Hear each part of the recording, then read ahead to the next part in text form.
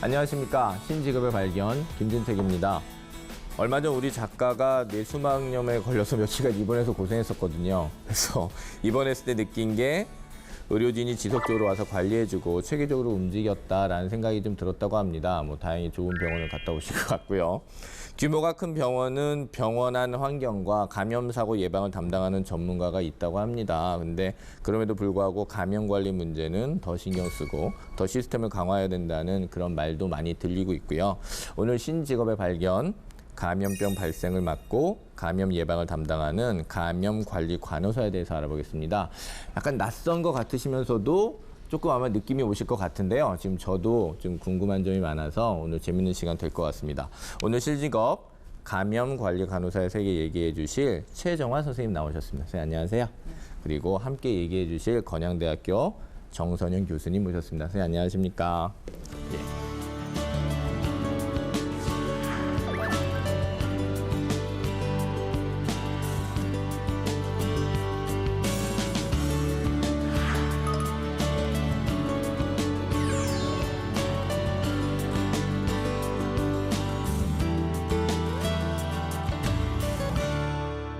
무슨 일을 하고 계십니까? 네, 저는 병원에서 감염관리 업무를 하고 있습니다. 네, 조금 더 구체적으로 말씀해 주신다면 어떤 일을 하시는 건가요? 네, 그야말로 감염관리라 하는 것은 감염을 관리한다는 것이고요. 네네. 결국 감염을 관리한다는 것은 감염 환자를 관리한다는 것입니다. 그래서 감염이 있는 환자를 감염이 다른 곳으로 전파되지 않도록 적절하게 격리를 하고 네네. 그다음 그 환자를 돌보는 의료진이 감염이 노출이 되면 안 되잖아요. 예. 그래서 그 직원들이 장갑이라든지 마스크라든지 가운이라든지 그런 적절한 보호구를 착용하게 하고 또 환자에게 사용한 기구를 감염 미생물이 오염이 돼 있잖아요. 그 미생물이 오염된 기구를 다른 환자한테 쓰면 안 되기 때문에 적절하게 소독을 한다라든지 또는 주변 환경을 적절하게 소독하는 것 그런 것들이 다 감염 관리라고 할 수 있습니다. 예, 선생님 근데 소독이나 이런 건 다 선생님이 하실 수는 없잖아요. 그렇죠. 예, 그거는 어떻게 지침 매뉴얼 이런 걸 통해서 교육 같은 걸로 이루어지시는 건가요? 네, 맞습니다. 감염관리 간호사가 사실 병원에서 보통 저희 병원에도 지금 3명이 근무하는데 환자들은 거의 900명 가까이 됩니다. 그래서 그런 환자들을 직접 다 할 수는 없고 결국엔 직원들이 감염관리를 제대로 할 수 있도록 저희가 지침을 마련한다라든지 그 지침을 또 직원들이 잘 할 수 있도록 교육을 한다라든지 그다음에 어떤 것들이 우리 병원에서 맞는 적절할지 이런 것들도 결정을 해야 되고 그래서 사실은 현장에서 감염관리 잘 되도록 그렇게 이제 뒤에서 서포트 해주는 일이 바로 감염관리 간호사의 역할입니다. 매뉴얼도 만드셔야 되고 또 실질적으로 일도 하셔야 되고 교육도 시키셔야 되고 예. 일이 조금 많으시습니다. 예. 그럼 감염내과라고 저희가 알고 있잖아요. 예. 거기 의사분들하고 지금 말씀하신 이 간호사분들하고는 좀 어떻게 일을 좀 나눠서 하고 계십니까?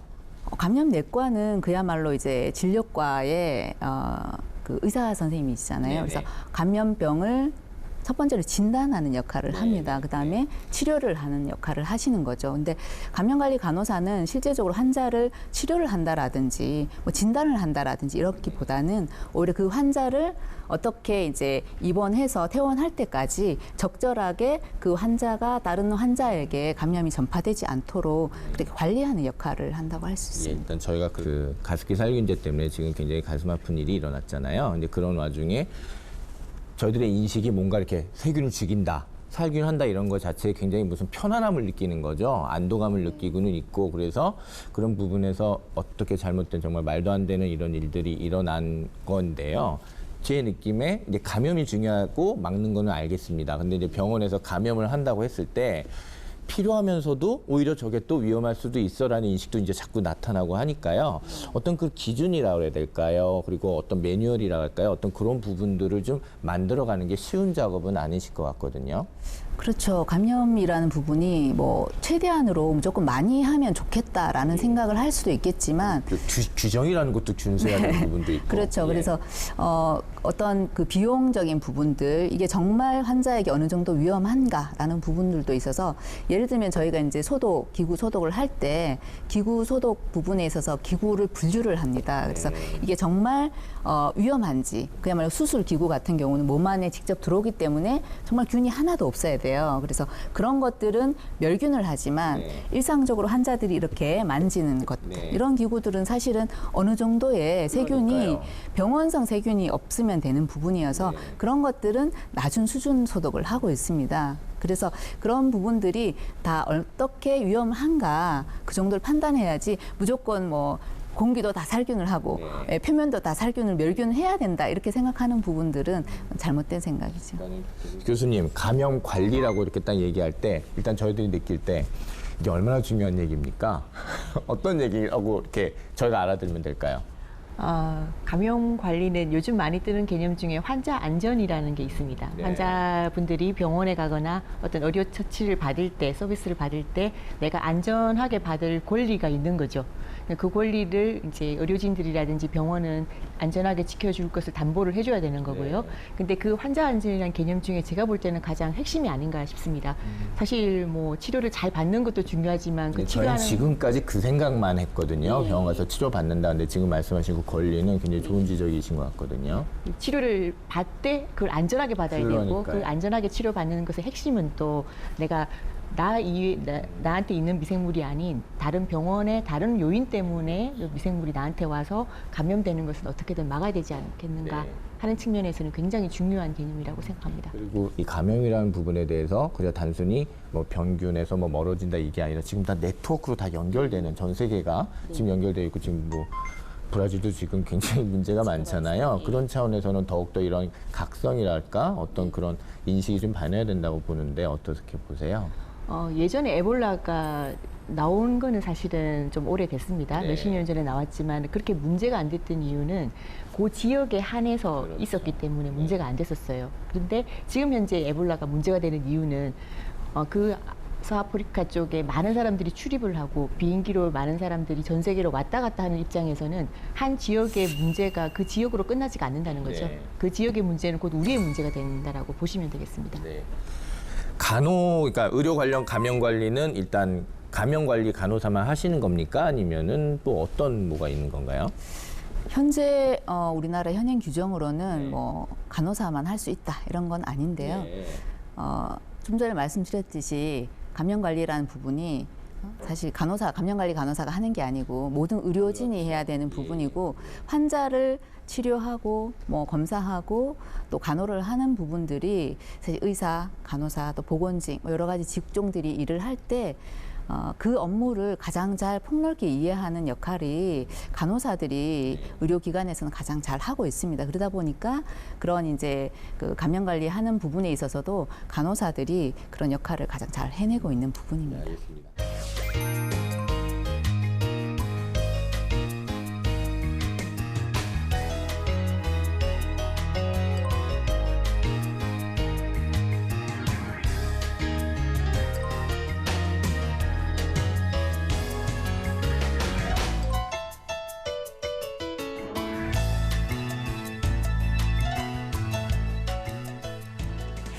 저도 궁금하고 그다음에 시청자 여러분들도 궁금하실 것 같아요.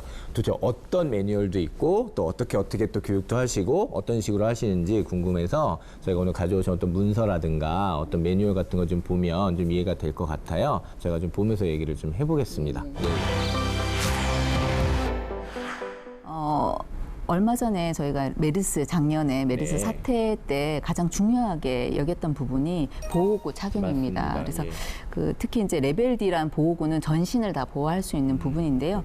그렇게 중요하다 보니까 그 당시에 급하게 저희도 교육을 했지만 이게 어느 상황에서 또 메르스와 같은 감염병 유행할 수 있잖아요. 그래서 평소에 저희가 이런 이제 그 직원들 대상으로 레벨 D 보호장구 차기하는 부분들을 또는 탈의하는 부분들을 직접 훈련을 합니다. 그렇죠. 그때 이제 저희가 교육을 할 때 직원들이 제대로 하는지 네. 이렇게 체크를 통해서 순서에 맞게 저희가 이제 체크리스트를 통해서 교육하는 시트입니다.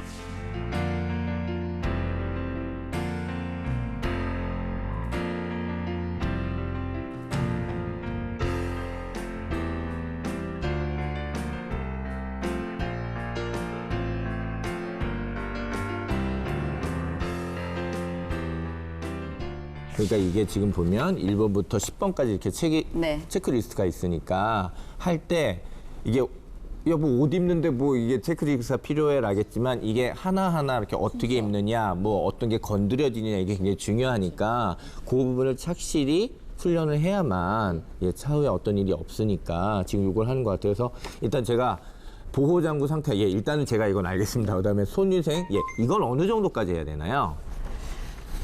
첫 번째 되게 중요합니다. 예. 왜냐하면 보호장구 중에 불량품이 있습니다. 제가 눈으로 봐서 이게 되게 이게 아니구나. 이게 되게 중요한 근데 거구나. 막상 다 입고 환자한테 갔는데 찢어지면 안 아이고, 되기 예. 때문에 첫 번째로 중요한 부분이 보호구가 제대로 잘 여며지는지 지퍼가 고장나지 않은지 이런 믿고 부분들을 갈 수가 없는 거군요. 네, 일단 하나하나 다 그렇죠. 알겠습니다. 네, 그런 부분들을 하고 네. 그다음에 환자 상태에 따라서는 환자가 상당히 이렇게 면역이 취약할 수도 그럴 있고 수 있죠.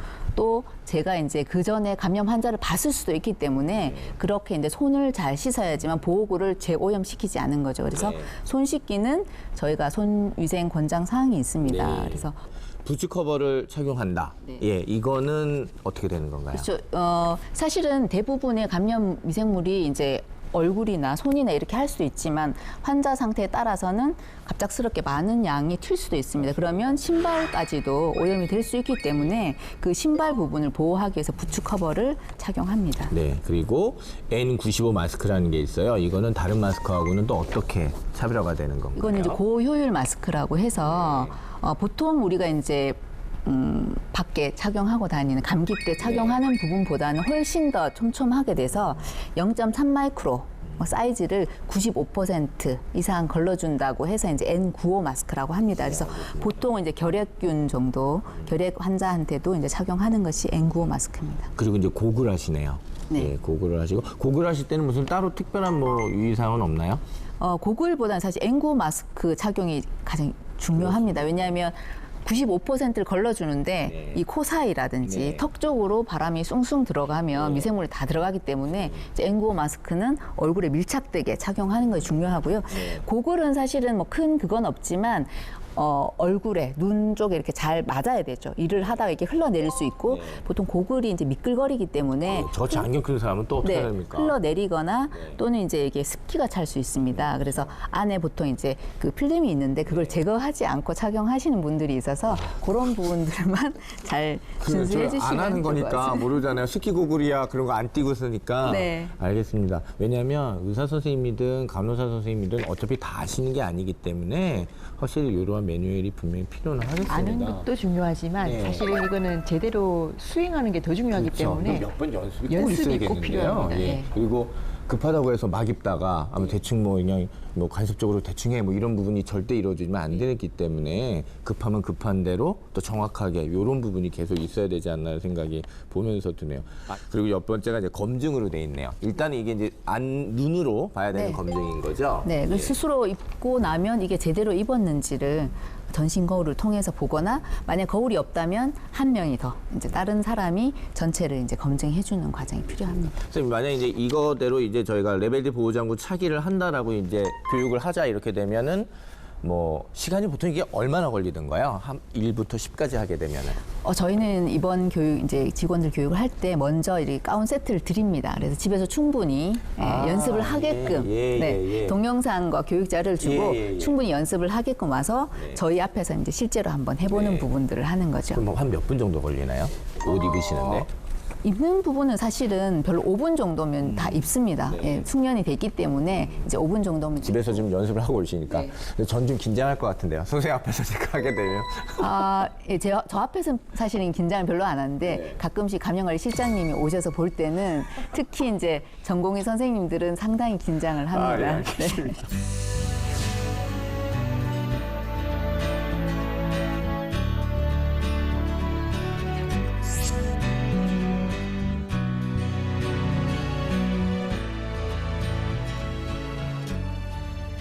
레벨 D라는 부분이 어떤 상황을 말씀하시는 건가요? 보통은 이제 병원에서 가운을 저희가 입긴 합니다. 항생제 내성균 환자라든지 네. 설사하는 환자를 입게 되지만 그런 가운 같은 경우는 충분히 방수가 되지 않습니다. 그리고 길이도 짧고 네. 레벨 D라고 하는 부분들은 방수까지 되는 부분들을 거의 레벨이 나름대로 있으신데 네, 그 중에서 A, B, C, D. 가장 어떤 그 주의를 요하는 그 단계를 보면 되네요. 가장 그 레벨로 치면은 사실 낮은 단계 레벨 아. A까지 있으면 A가 가장 높고 근데 이제 보통은 이제 그런 경우는 화학 물질이라든지 방사능 물질이라든지 상당히 이제 의료기관 내에서 하는 부분들은 에볼라는 레벨 C를 입고요. 그렇구나. 예, 메르스 정도는 레벨 D를 아, 입습니다. 그러셨나요? 예, 알겠습니다.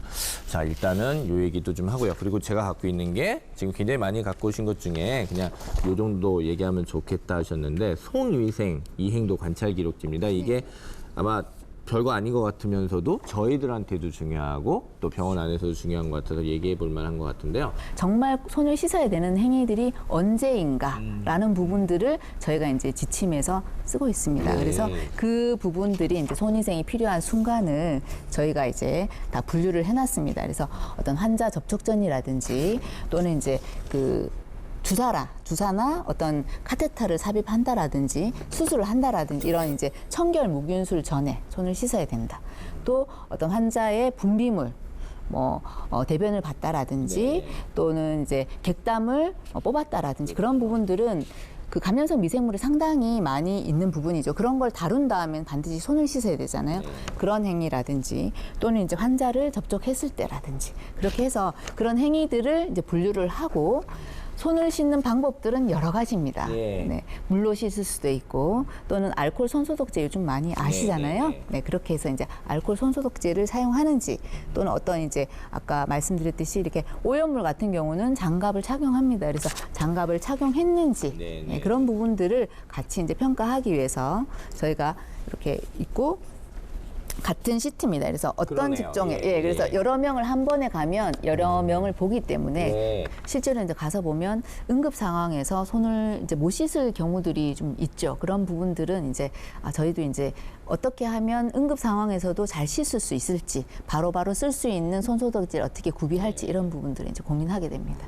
이렇게 하면 누군가가 나를 지켜본다라고 그렇죠. 생각을 하시면 예. 스스로 자기 행동에 대해서 이렇게 바르게 하시더라고요. 예, 알겠습니다. 이런 부분이 확실히 조금 뭐랄까 좀 알아서 뭐 이런 느낌이면 사실 그렇지 않거든요. 네. 그래서 이런 부분이 좀 중요는 할 것 같습니다.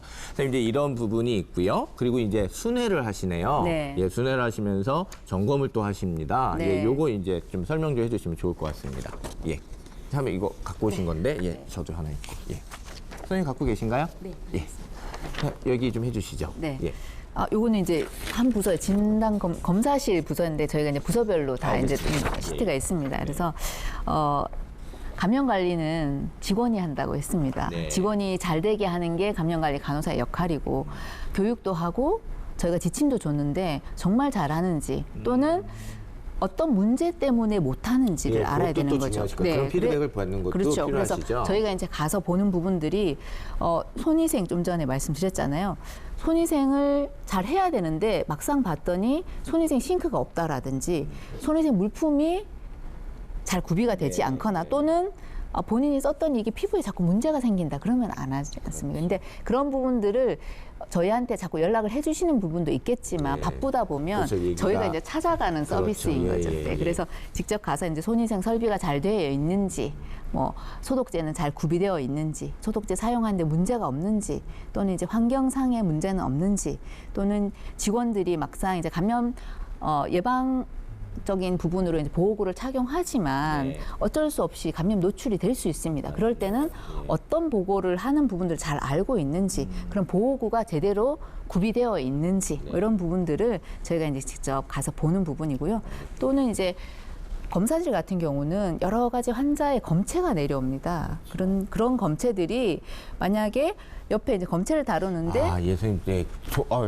저희가 이제 상상의 어떤 그런 부분이 좀 모자란 부분이 그런 부분이네요. 직원들이 거기서 이제 차를 마실 수 있어요. 취약한 곳이네요, 거기가. 차를 마실 수도 있거든요. 예. 일을 하다 보면. 그러면 사실은 C형 간염 그렇죠. 환자라든지 만약에 메르스 예, 검체를 예, 예. 다루고 모든 거 다 상상할 수 있으니까요. 손을 씻지 예. 않고 자기도 예, 예, 모르게 예. 음료수를 먹는데 이런 부분들이 있기 때문에 이 청결한 것과 오염된 물품을 잘 구분해서 관리를 하고 있는지 예. 또는 이제 냉장고라는 부분들이 집에서 가정에서도 냉장고에 들어가면 다 안심을 하시잖아요. 예. 근데 사실 냉장고에 적절한 온도를 유지 못하면 그게 이제 감염이 생길 수 어떻게 있습니다. 보면 막 병원 덩어리인 거죠, 거기가 사실은. 예. 검체와 약품이 네. 같은 공간에 음식과 검체가 같이 있을 수도 있습니다. 그래서 그런 부분들이 분리돼서 잘 있는지 뭐 이런 부분들을 전체적으로 다 가서 이제 점검을 하게 되는 부분. 선생님 지금 말씀 듣다가 그냥 또 하나 궁금한 게 이제 모든 지금 의사 선생님 뭐 아니면 거기서 일하시는 분들 굉장히 많으시잖아요. 그럼 거기서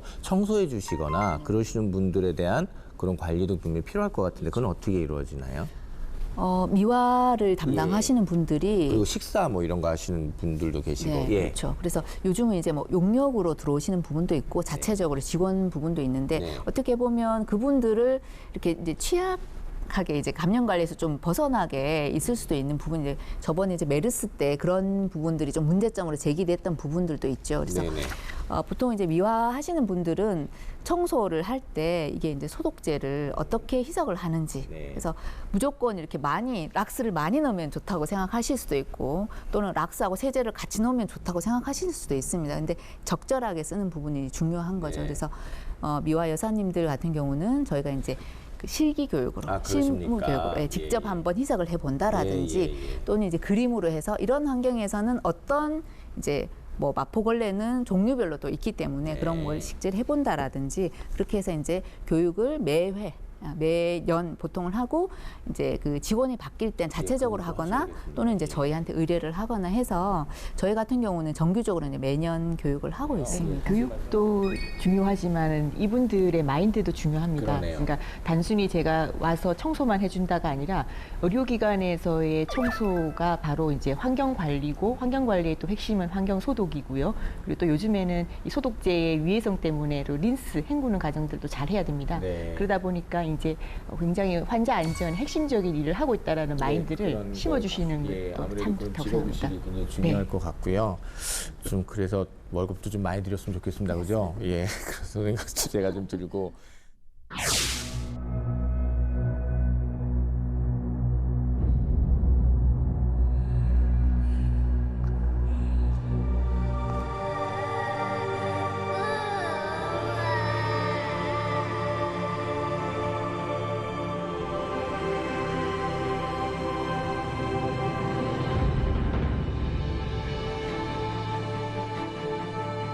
지금까지 발견된 시신들은 전국에서 모두 58구입니다. 하지만 지금 이 시간에도 계속해서 그 수는 늘어날 것으로 보입니다.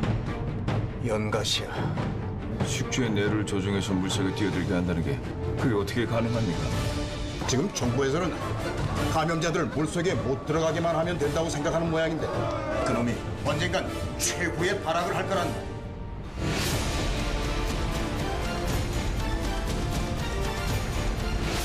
우린 약을 찾아야 해. 안 그러면 무죄로 다 죽는다고.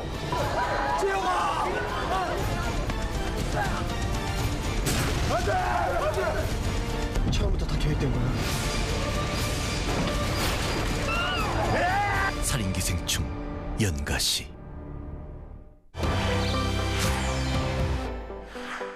선생님, 제가 작가분한테 들었더니 선생님 이번에 메르스 사태 때 매우 중요한 역할을 하셨다고. 네. 예. 뭐 본인 입으로 말씀하기 힘드셔도 하셔야 됩니다. 예, 이런 건 하셔야 되기 때문에, 예. 네, 사실 메르스 때 뭐 국가 지정 병원이든 저희처럼 집중 관리 병원이든 또는 감염 환자가 메르스 환자가 발생한 병원이든 그런 병원들의 감염 관리 간호사만이 사실 중요한 역할을 한 게 아닙니다. 모든 의료기관이 가능성이 다 있었기 때문에 그 선생님들이 다 어떤 그 메르스 의사 환자, 의심 환자를 선생님 이렇게 착하게 얘기 안 하셔도 돼요. 선생님 네, 뭐 그렇게 정말 했다 애쓰셨잖아요. 했습니다. 그래서 예, 예. 저도 이제 그 메르스 현장에 바로 있었던 거죠. 예. 저희 이제 여러분, 병원은 제가 아시다시피 지금 영웅과 함께 갖고 있습니다. 제가 지금 메르스 정말 저희가 많이 응원해드렸던 선생님이 바로 제 옆에 계시네요. 네. 예, 예. 집중관리병원으로 저희 병원 폐쇄까지 갔었던 병원이고요. 네네. 그러다 보니까 감염 관리를 할 때 메르스 상황이 처음과 끝이 같지가 않았습니다. 이제 계속적으로 바뀌고 지침도 바뀌고 국가 정책도 바뀌고 어떤 검사 기준, 격리 기준까지 다 바뀌었기 때문에 저희는 이제 메르스 상황실에서 매일 그 보건복지부 질병관리본부에 들어가서 지침이 어떻게 바뀌는지, 신고 기준이 어떻게 되는지 그렇게 이제 그것도 보지만 사실 메르스 환자를 직접 현장에서 저희 간호사님들이 아까 그 레벨 D를 입으면서 일을 했기 때문에 그 선생님들에게 어떤 보호구를 착용해야 되고 어떤 소독을 해야 되고 어떤 격리를 해야 되는지를 거의 한 2, 3일마다 계속 업데이트를 해서 보냈습니다. 그것만 한 게 아니라 전화를 계속 받았죠. 예, 그래서 뭐 직원의 아이의 학교에서 교장 선생님이 전화 오기도 하고요. 이게 가장 대한민국 성숙도를 얘기하는 데 있어서 우리 이래도 되나라는 네. 부분이 바로 거기서 많이 저희 치부가 많이 드러났었어요, 사실은. 예. 그래서 제가 화면에 SNS를 하나 열어놓고 그다음에 핸드폰, 이어폰을 여기 꽂고 사무실 전화번호, 이어폰 여기 꽂고 3가지로 가지고 이렇게 일을 했습니다. 예, 전화를 받고 상담을 하고 저희가 이제 감염관리실이 사실은 지금 현재는 3명이지만 그 당시엔 2명이었거든요. 뭐 턱없이 부족했기 때문에 사실 간호부라든지 또 진료과의 교수님들이 많이 파견 오셔가지고 예, 많이 도움을 주셨죠. 아유, 예, 아무튼 너무 애쓰셨고요. 네. 지금도 감사드립니다. 늦었지만. 예. 선생님, 지금 저희가 참 초유의 사태를 겪었어요. 그때 겪으면서 그때 드러난 문제점, 그리고 앞으로 개선돼야 되는 시급하게 어떻게 좀 시스템이 요구되는 어떤 숙제들 있죠. 그 부분 조금 정리해 주시면 어떨까 싶습니다. 네.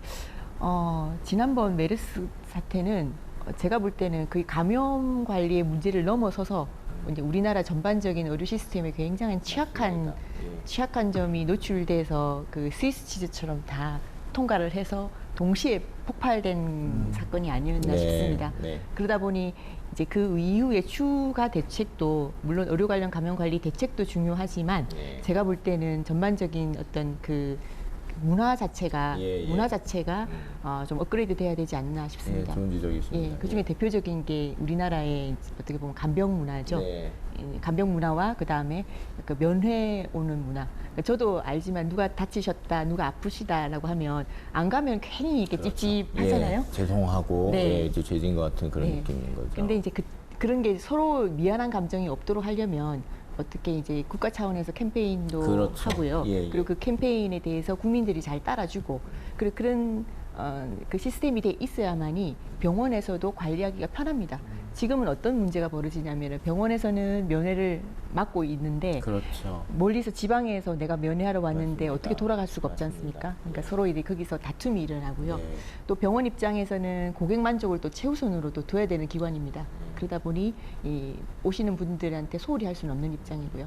그래서 제가 볼 때는 이걸 전 국가적으로 네. 캠페인 활동을 해야 되지 않을까. 그러니까 문화적인 부분이 굉장히 중요하다는 말씀이시잖아요. 이미 그때 이제 메르스 사태 이제 어느 정도 정신 좀 들고 난 다음에 이제 정부들이 그 얘기 좀 했습니다. 이게 이런 문화도 굉장히 중요하고 앞으로 이거 바뀌어야 되지 않느냐 이런 얘기 했는데 이게 참 병원이 지금 말씀하신 것처럼 또 이익 집단이에요. 또 나름대로 또 고객들이 많이 와야 되는데 이렇다라고 하는 엄격한 규정만을 할 수는 없고 하기 때문에 정말 좀 굉장히 좀 현명한 어떤 방법 그리고 조금 지속적인 어떤 그런 부분이 필요는 하다라는 생각이 좀 들기는 합니다.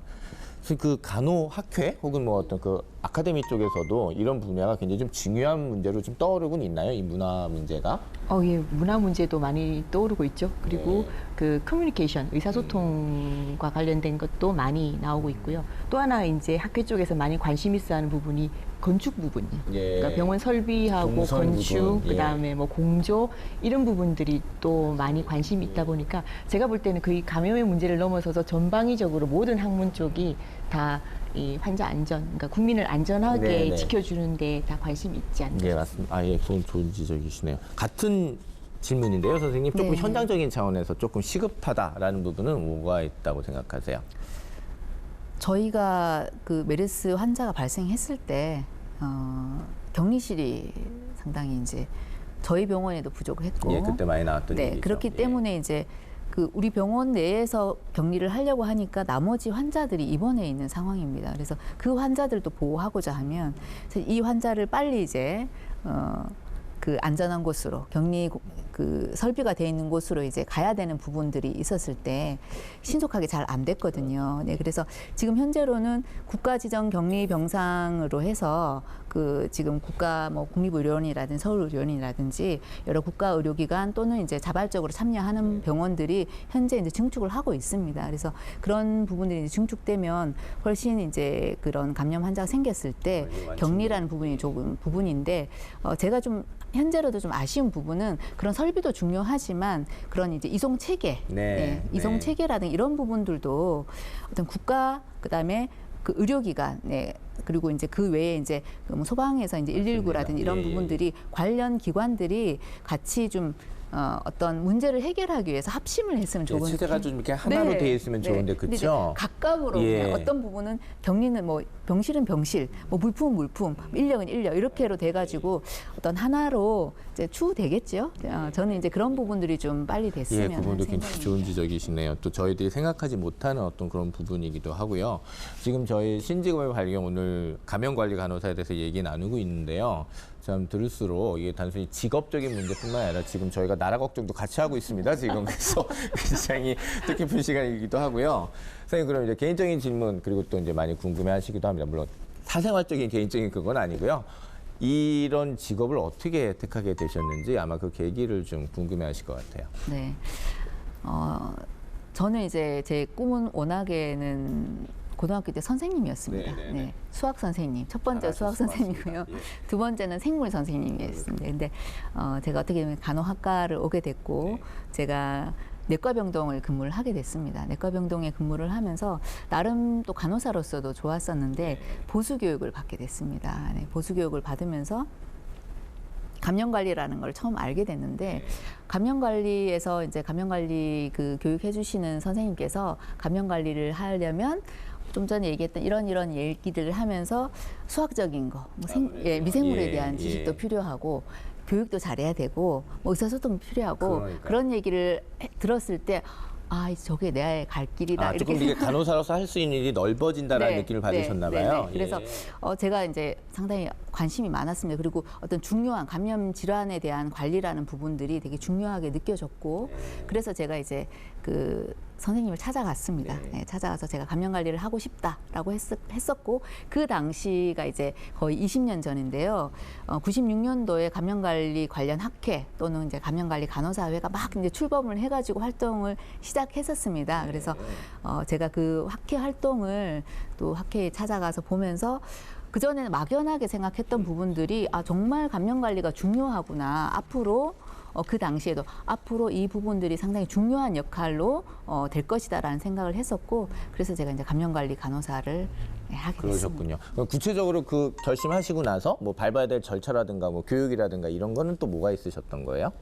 그 당시는 병원에서 뽑아주면 가는 거였죠. 임상 경력과 이제 그랬었는데 저는 이제 그 맨 처음 가고 싶었을 때는 안 됐었고요. 한 몇 년 있다가 2000년에 이제 가게 됐습니다. 그래서 그때 이제 제가 임상 경력 한 7년 정도를 했었고 그 다음에 병동이나 이런 데서 이제 어떤 행정적인 부분이라든지 또는 문제 의식 뭐 이런 해결 이런 부분들에서 이 사람이 감염관리실에 가면 잘 할 것이다라고 이제 평가를 해주셨기 때문에 제가 감염관리실에 왔고 감염관리실에 와서 이제 그 연수 과정들이 있습니다. 뭐 기관 단체라든지 또는 학회라든지 이런 부분들 또 해외에 이제 교육도 있고요. 그래서 그런 이제 교육을 쭉 받고 왔습니다.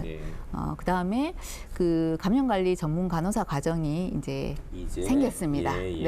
생겨서 제가 2004년 있죠. 그래서 2004년도에 이제 첫 번째로 감염관리 과정을 갔습니다. 그래서 전문 간호사 과정을 2년 반을 하고 첫 번째로 이제 감염관리 전문 간호사 자격 시험에 1회로 제가 응시를 해서 감염관리 전문 간호사 자격을 따고 현재까지 지금 일을 하고 있습니다. 여기 오늘 앉아 계시는 분들이 1호가 많으시거든요. 되게 1호 많으신데 오늘도 1호가 나오셨습니다. 그 자격증 얘기 조금 좀 해주시겠습니까, 교수님? 어떻게 되는 건가요? 자격증은 이제 감염관리 전문 간호사 자격증은 그 감염관리 전문 간호사만 있는 게 아니고 전문 간호사 그 분야가 13개 분야가 있습니다. 그러니까 간호사면은 4년 동안 열심히 공부해서 면허증을 국가고시를 봐서 면허증을 먼저 땁니다. 그러면 간호사 면허가 있는 거고요. 네, 간호사 면허가 예, 있고요. 면허가 있고 그 다음에 내가 간호사로서 충분히 이제 일을 하다가 그 다음에 좀 더 어드밴스된 지식이 얻고 싶다라고 네. 하면은 자기가 좋아하는 분야, 관심 있는 분야가 13개 분야가 있습니다. 예를 들면 네. 중환자, 종양, 응급, 네, 알겠습니다. 그다음 또 감염관리 이렇게 기타 등등. 그렇군요. 예, 예, 예. 그러면 이제 감염관리 전문 간호사만 생각하면 감염관리에 관심이 있다라고 생각하면 그 감염관리 전문 간호 과정이 있는 석사 과정입니다. 네. 그 학교로 이제 가게 되는 거죠. 알겠습니다. 예, 간 다음에 졸업을 하고 졸업을 한 다음에 또 국가고시를 또 봐야 됩니다. 그러네요. 예, 이번 국가고시는 면허를 받는 게 아니라 자격증을 받는 부분입니다. 그래서 전문 간호사 자격증을 획득하면 이제 감염관리 전문 간호사 자격증이 되는 거죠. 석사 과정에 준하는 그런 과정이군요. 그럼 그거 하는 동안에 그럼 병원에서 지원 이런 게 있습니까? 아니면 모두 다 개인이 그냥 다 해야 됩니까? 실제로는 석사 과정이기 때문에 개인의 어떤 자격입니다. 그래서 네. 개인이 투자를 하는 부분이 있는데 병원에 네. 따라서는 뭐 등록비를 감면해 준다든지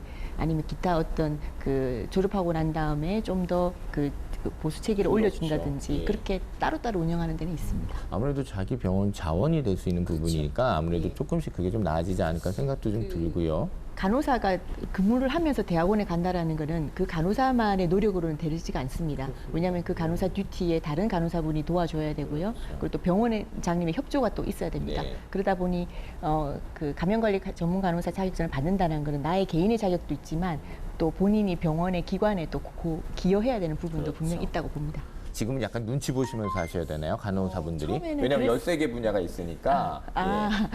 처음에는 그랬었는데 요즘에 제가 전문 간호사가 되겠다라고 이제 어플라이 하려고 예. 면담 오는 학생들을 만나면 네. 상당히 많은 학생들이 본인의 의지도 있지만 그 병원이나 간호부에서 예, 예. 전략적으로 보내주시는 분들이 계시더라고요. 네. 왜냐하면 공부하면서 그리고 공부한 지식이 혼자 머무르는 게 아니라 병원에 쓰이게 되니까요. 예, 그러니까요. 그런 부분은 그래도 조금씩 나아지는 거 예. 아닌가라는 생각이 들고요. 감염 관리 간호사 공부 많이 하시면서 정말 지식이 굉장히 넓구나라는 거 그리고 공부할 게 많구나라고 느끼셨을 것 같은데 이런 부분이 정말 공부 지식이 굉장히 많아졌구나라고 느끼는 거는 어떤 부분이 그러세요? 네.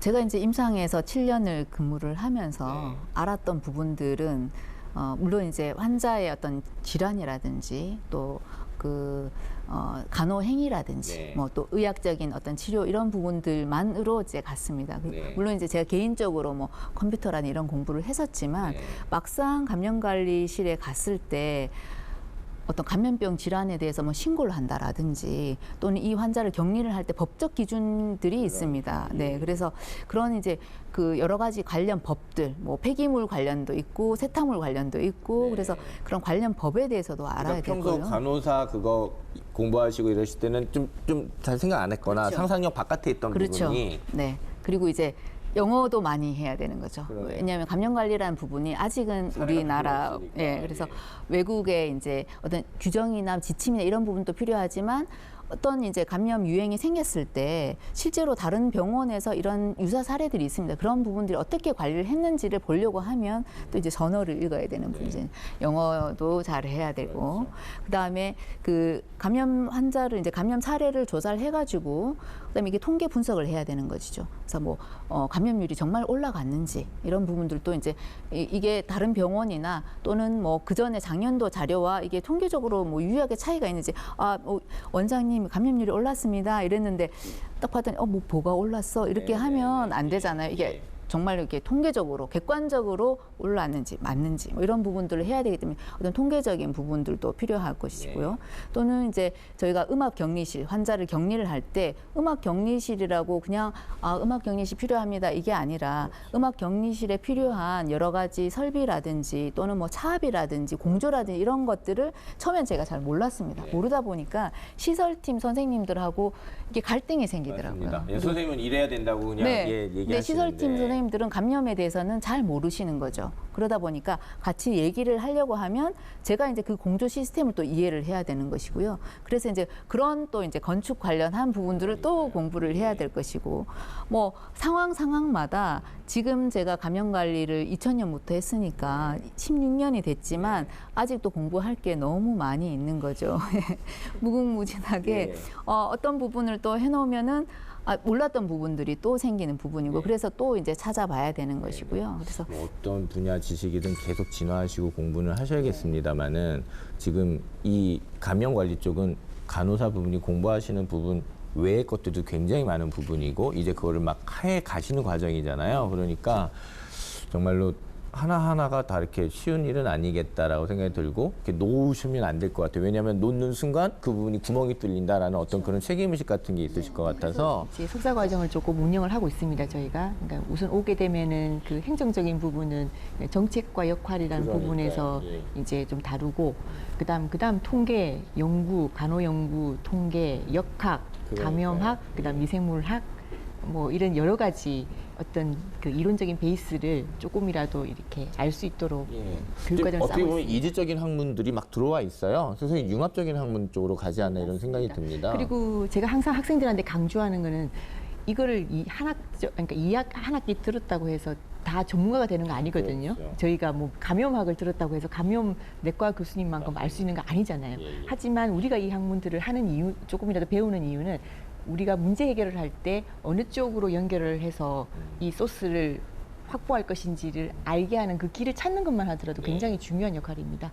그래서 그 부분을 알게 하기 위해서 다양한 방면의 학문들을 접하게 하고 있습니다. 아직 쌓여있지 않은 데이터 쪽에 일을 하시기 때문에 지금 해놓으시는 모든 것들이 지금 저희들이 새로 만드는 정책의 어떤 디딤돌이 되잖아요. 그러니까 그런 부분에 있어서는 더 중요한 일이지 않나라는 생각이 들기도 합니다, 선생님.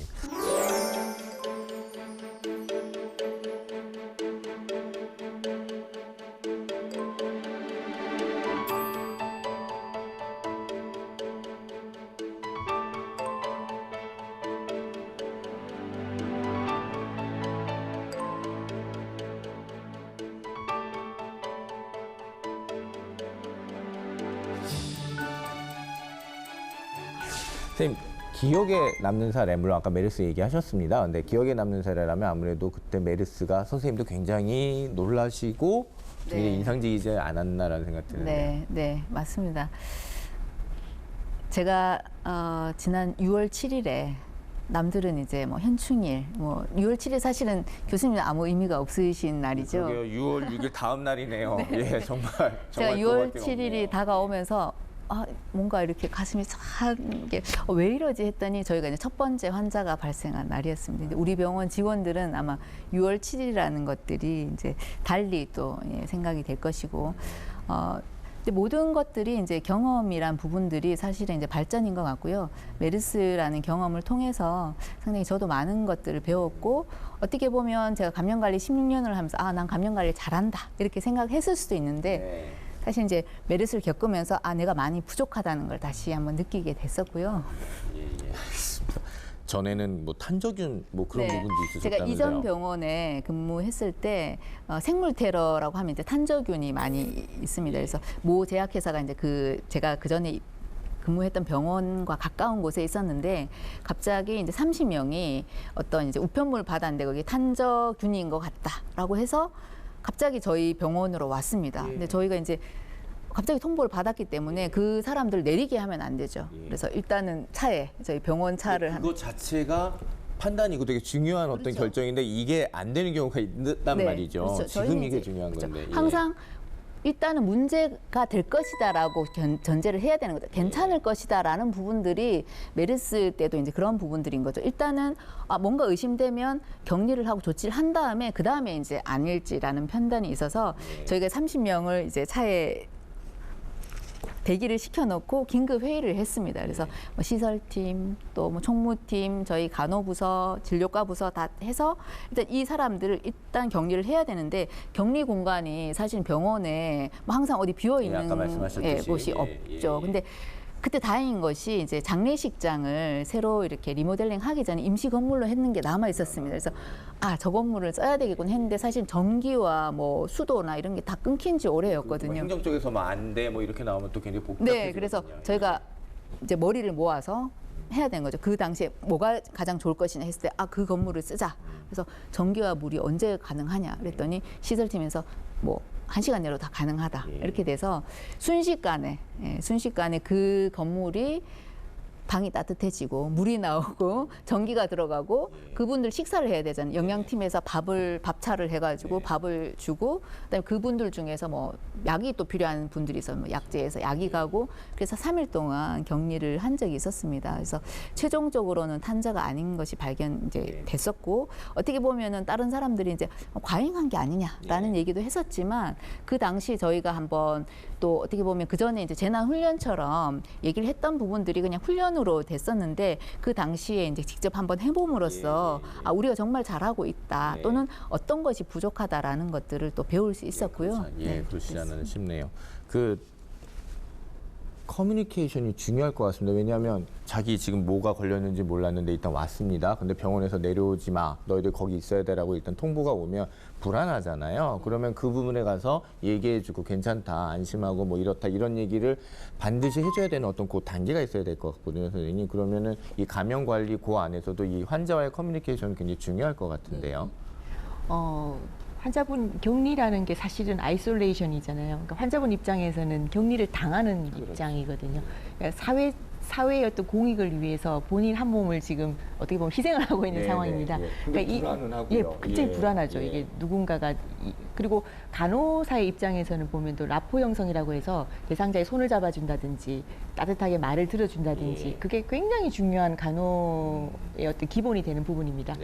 격리와 간호가 사실은 그 두 가지가 충돌되는 순간이 이제 이런 부분이죠. 철학적인 부분이네요. 네. 그러니까 이제 격리 환자를 위해서 격리도 하고 그 환자를 만나기 위해서 보호구 아까처럼 머리끝부터 발끝까지 그 철두철미한 레벨 D 보호구를 착용을 하되 다만 환자한테 다가갈 때는 그 간호의 초심을 잃지 않고 그 마음이 또 전달이 돼야 되고. 되는 거죠. 그래서 이제 굉장히 커뮤니케이션, 의사소통이 굉장히 중요한 부분이고요.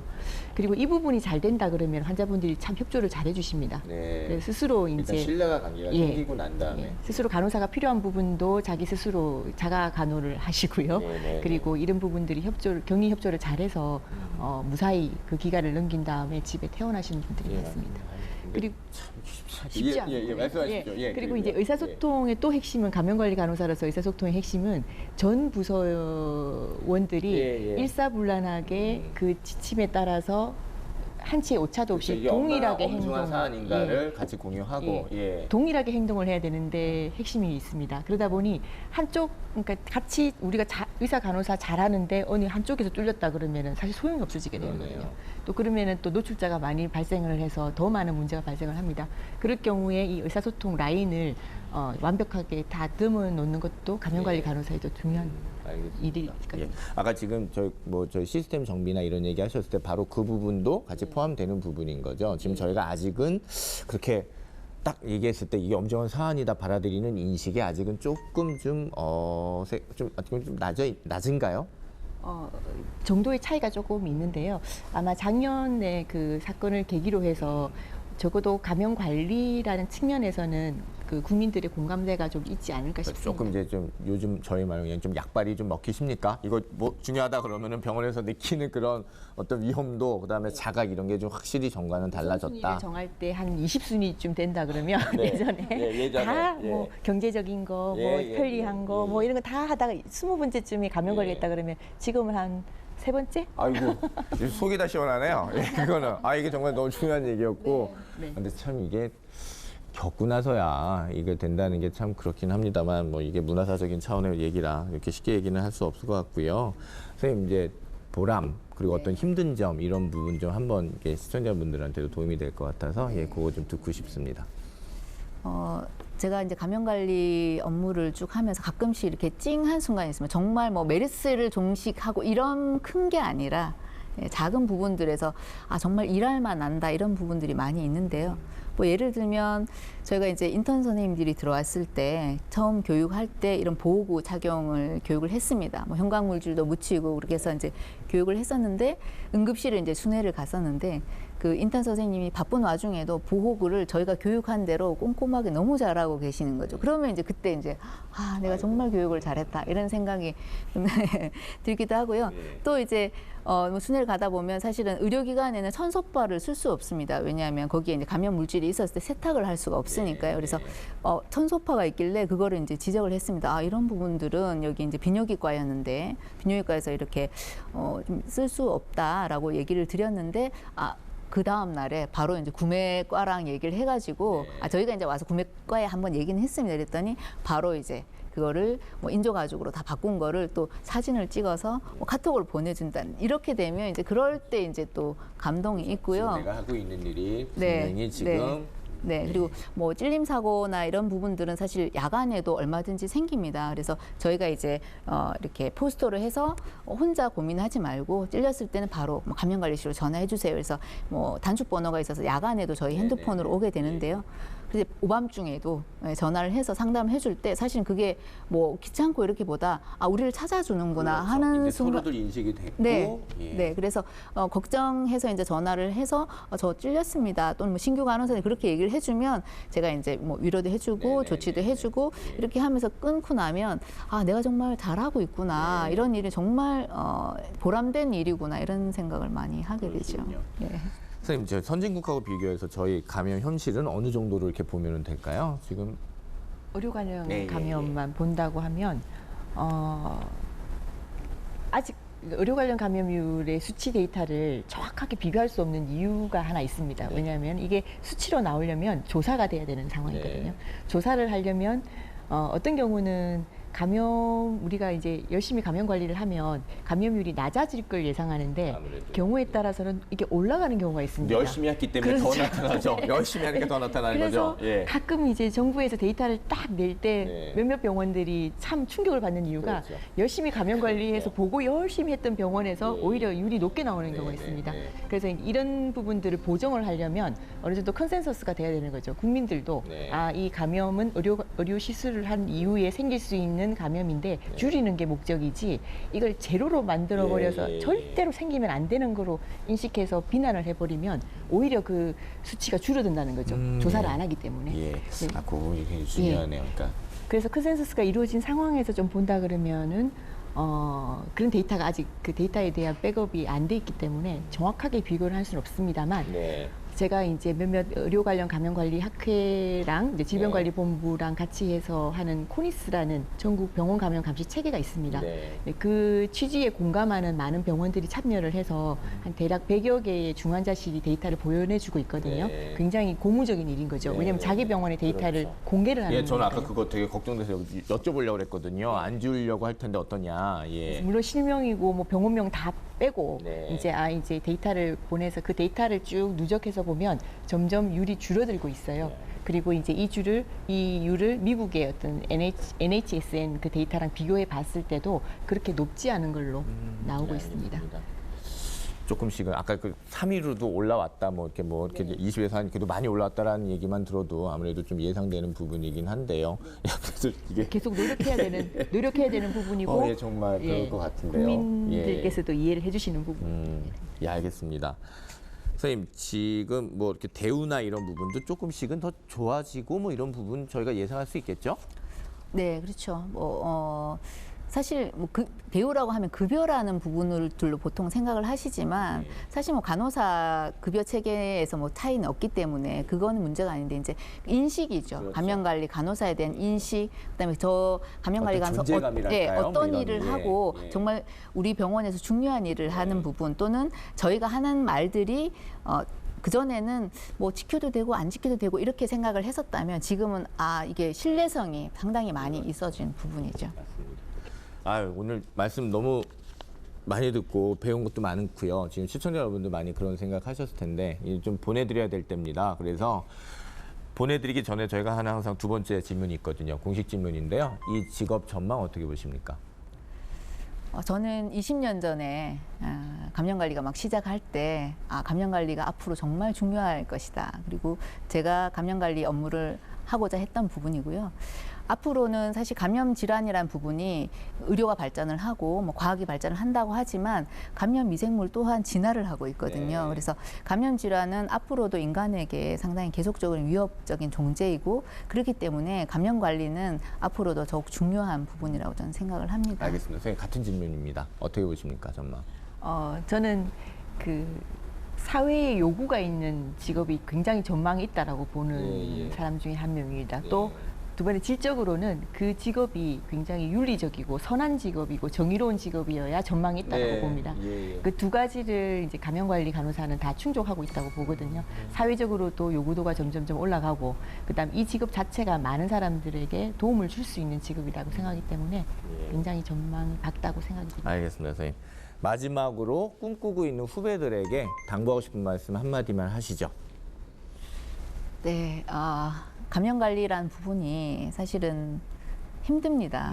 네, 어떻게 보면 그 감염병 유행 신종 플루 때도 사스 때도 메르스 때도 저희가 잠을 못 자고 목이 다 쉬면서 일을 했었던 부분이고 그만큼 힘든 일이라고 생각을 됩니다. 그래서 단순히 어떤 그냥 멋진 모습만이 아니라 아까 교수님께서 말씀하셨듯이 정말 선한 직업이면서 의미가 있고 그리고 중요한 부분이라고 생각을 하기 때문에 본인이 그만큼의 노력을 요한다고 볼 수 있습니다. 그래서 감염관리에서 그 직원들을 움직이게 하려면 그 직원들을 이해를 해야 되기 때문에 어떤 임상 경력이 정말 중요하고요. 그래서 일단은 병동에든 중환자실이든 응급실이든 가서 임상 경력을 쌓고 그다음에 거기 감염관리 업무라는 부분이 전문적인 지식이 필요하기 때문에 그러한 부분을 위해서 이제 계속적으로 노력을 해야 되는 거죠. 그래서 공부를 이제 또 열심히 해야 됩니다.